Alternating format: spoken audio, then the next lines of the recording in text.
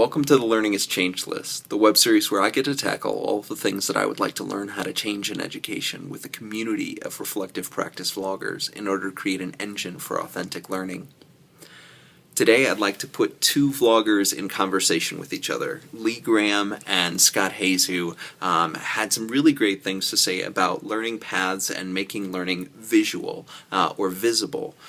And I wanted to sort of put two ideas together and then to talk about them. So here are the two ideas. First it'll be Lee and then Scott. It's impossible to create one path of learning that will authentically connect to each individual person in your class. And that's true whether you teach first grade or whether you teach middle school or whether you teach high school. This is not a linear experience in which you say, I do this number one, do this number two, do this number three, do this number four.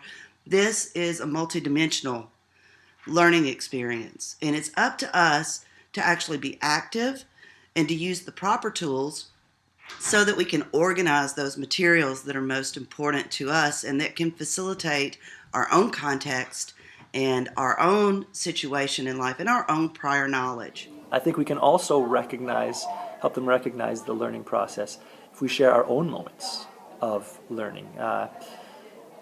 Share the moments when we learn something from students. Share in the present moment and past moments of, wow, that's new to me. That's very cool. Narrate our learning and model that for them. And then as we get comfortable with that, have the students narrate their own learning.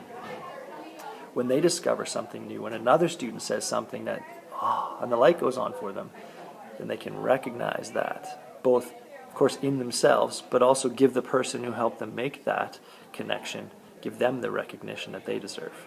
Maybe it's a way to start making this process more visible and more tangible in our classroom. Lee's point is that there is no single learning path for all of our learners, but I think we instinctively know that at this point. All of the tools and resources that we provide, there's not going to be a single one of them that is going to work for everyone.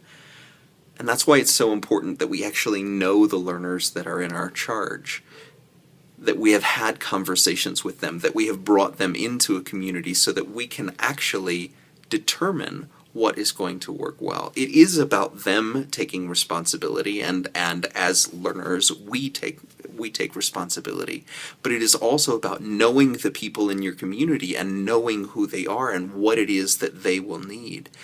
And I think that gets at what Scott was talking about. How do we actually know what they need? How do we know what pieces of content, what tools and resources are going to be best for the community that's in front of us? Because every single one of them is going to be different.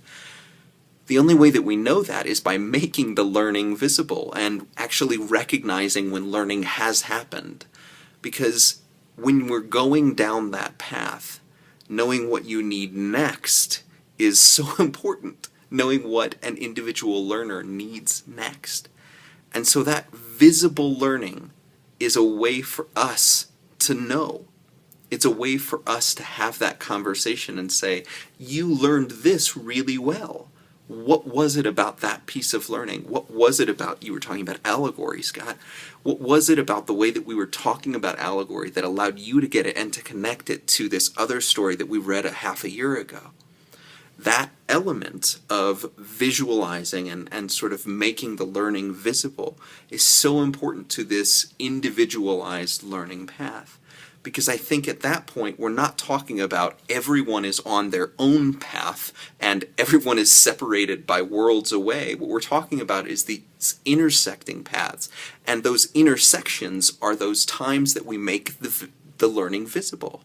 It isn't when we are off on our own, going out into the woods to live deliberately and be alone. Those moments aren't as powerful and potent as when you come back and when you say, this is what I learned. When Thoreau comes back and he's talking and has written Walden and actually is in conversation with the other sort of existential minds of the time or transcendental minds of the time, those types of conversations where I said, this is what I learned over here. That's where we get to have those moments. That's where we get to come into the community and when we can actually decide what the next step is, decide what our individual learning path will look like. And I think that's where we take our ownership, right? The ownership comes from, this is how I learned the last time. Do I want to do that again, or do I want to go and forge a new path? And to recognize, I think, Scott, you're absolutely right, that we have to recognize when something new happens, but we also have to recognize when those paths cross and we said, I did this before. I can show you that way. And I think that that sort of curating that for one another is a really powerful way of doing it. So, thank you so much for engaging in this conversation and allowing the conversation and cross-pollination to happen here. If you would like to, please do comment below, or, subscribe on YouTube, or join the Google Plus community for reflective practice vlogging. I think that the conversations going on there are pretty powerful.